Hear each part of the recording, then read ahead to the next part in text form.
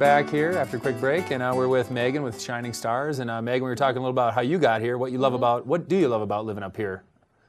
What's not to love? Yeah, but I mean, every day when you wake up and look outside. Exactly. I walk out my door and I can be skiing, hiking, backpacking, everything's right there. So are you skiing or snowboarding? I'm skiing. Okay. You know. Of course. All right, so cancer sucks. Let's talk a little more about, it was started in 2001, you said, for Shining Stars. It was Hal O'Leary that started it. Okay, and you mentioned Aspen. Let's talk about Aspen a little more. A few years back, I was skiing in Aspen. I stayed in a hotel, and there was a star on every door in our hallway, and we looked around a little more, and it was the Shining Stars. Yeah. What was going on? I think we were at Buttermilk Mountain. Would that sound right? Yes. Okay. So we do one of our largest and kind of signature programs that not a lot of people in the country are doing is called the Aspen Winter Games. And it is an 8-day program where we bring the kids, only the child who has the illness, up with a full medical team. So they're receiving treatments while they're there, they're getting taken care of, and we teach them to ski in 1 week. So this medical team, who's paying for this? Or like, where do these guys come from? They're almost all volunteers. So while we have to pay for the medical supplies and that support in that sense, they all volunteer their time. They take a week off work and they That's come up unbelievable. So is that local medical team, or is that going to be a Denver-based medical team? Or we've had nurses and doctors from here, from the Front Range, and then from around the country. People really want to do this because they see the kids when they're sick and they can't wait to see them when they're just being kids and having fun outside the hospital. Unbelievable. So how does the experience here in Aspen, I mean, what are you seeing in the kids? Like, what does it do for them? It's amazing the turnaround because they will show up, and a lot of these kids, because of what they've been through, they are quiet, they're withdrawn, they don't even want to ski, they don't want to get out of their room, and by the end of the week, they're social, they're loud, they're being kids. I mean, you can hardly recognize them anymore. Yeah, they take their wig off and they fill forget their about mind it. with good things and clear out some of them. Yes, suddenly they don't need their wheelchair, their wig, or different things. It's amazing. So like day one for some of them, does it become kind of like a chore for you throw them out there and get in those boots and get out there? Oh. And we challenge them safely, but we do. We challenge them to say, hey, get out there, see what you can do. And a lot of those kids look up the hill and say, I can never do that. And at the end of the week, they're like, I just skied a Black Diamond, you know? And they have such confidence from that. And it translates to their disease. They go home and they say, I can beat this. Yeah, gives them the count. Yeah, that's incredible. Yeah. And so are the doctors and medical staff, I mean, do they get to kind of interact with the kids on the fun side of things too? Or are they more, doing the treatments and stuff outside of the ski day? Yeah, so they'll do the treatments and get the kids, make sure everything's safe, and they're constantly monitoring. But they also go out and ski with the kids and bond with them on a new level, which is So they get to have that fun interaction as opposed to which back home or wherever they work. It's more sometimes the bad part of the thing. Yes, so. exactly.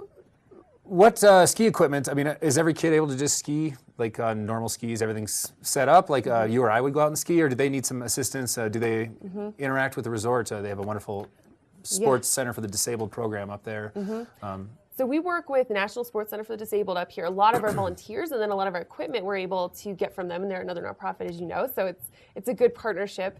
And very few of our kids are able to ski just basic. Almost all of them need some special assistance, and a lot of them have a disability. Over 90%, I would say, have a disability. Sometimes it's one you can't see. Sometimes it's an amputation. Other times it's severe nerve damage. So it's like skiing when you couldn't feel your feet. I mean, imagine that. But so a lot of these kids have huge It's amazing. Some of the people you see with the NSCD and what they can do is just unbelievable.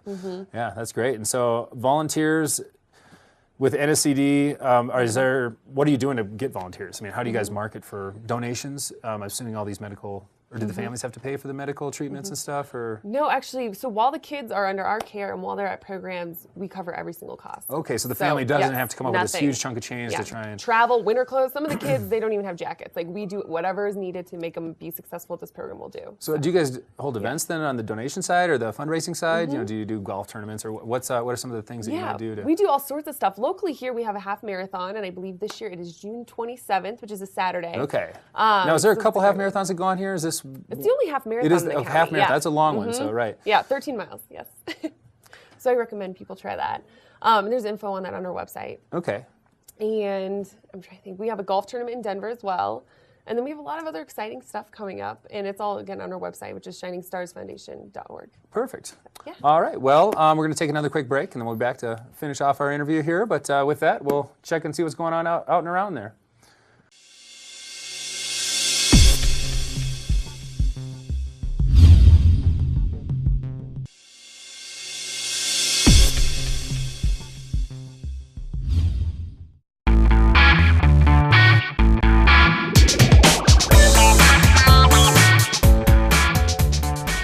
What's going on, everyone? I'm Sarah with Good Morning Winter Park. Today I'm at Winter Park Resort with Rachel the social media guru of the resort. So Rachel, you have a bunch of cool social media contests going on for the 75th anniversary.